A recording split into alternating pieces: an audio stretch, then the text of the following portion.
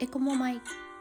このチャンネルではフラのこと、ハワイのこと、福井県福井市にある私たちのスタジオのことなどを楽しくお伝えしています。ハワイの文化や精神について一人でも多くの方に興味を持っていただけると嬉しいです。国枝先生に聞いてみよう。アローハー、国枝カフェオナーラに堺フラスタジオ堺国枝です。娘のりかこです。アシスタントの山口かえです。これ以外からとほりです。今日もよろしくお願いします。今日はお三人さんにフラの魅力について語り合ってもらおうと思います。語り合う。俺はこの10分動画でも分からな。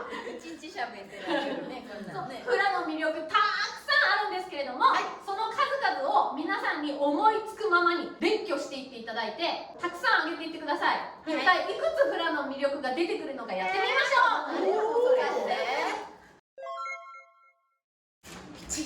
楽しい楽しい元気になる3、表情が豊かになる4、癒される5、自然が好きになる6、心が穏やかになる。癒されると一緒だようにした発言また言うやろ。記憶力も試されるね、これ。体が丈夫になる。それ腰が痛くなくなるっていうのも6か。赤のそれ。難しいね。7、リズム感が良くなる。8、知り合いが増える。仲間が増える。9、優しい気持ちになれる。癒されると違う。全然違う。これ大変やな、編集。ずーっと年齢を重ねても続けられる。11、笑顔を見せることが多くなる。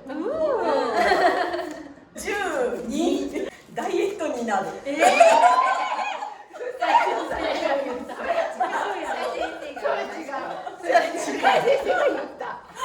ットになる。ダイエットらしいって言うた。あやちゃんはすごい。あやちゃんは言わんでいいの？そうだ。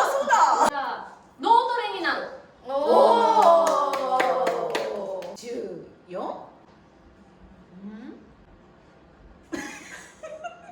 ボカーン。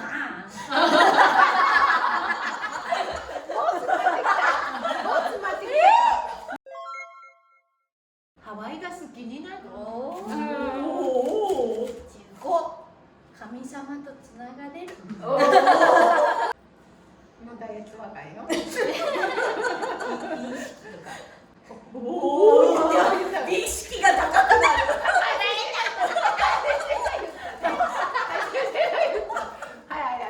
17、異文化を知るきっかけができる。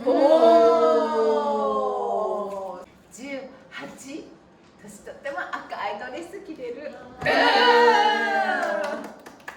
19、センスが良くなる。いろんな意味。20、ちっちゃい子からご年配の方までと仲良くなれる。幅が広がるね。20、まだ行きますね。あ、すごい。21じゃないあやちゃん。21、妊婦さんでも踊れる。いいね。なるほど。22、普段使ってない筋肉を結構使う。13、度胸がつく。ステージとか上がることが多いのでね。24、オンラインレッスンなどで全国世界の方とつながれる。5、ここまでですか？思いついた人から15ね。家庭オンラインになる。なんか女性が輝く。なんか明るくなる。みんながフラを踊ってご家庭に帰られるとなんか奥さんが明るくなるってよく聞く。家庭の主婦が明るいっていうのはやっぱそのうちの中が明るくなるからいいよね。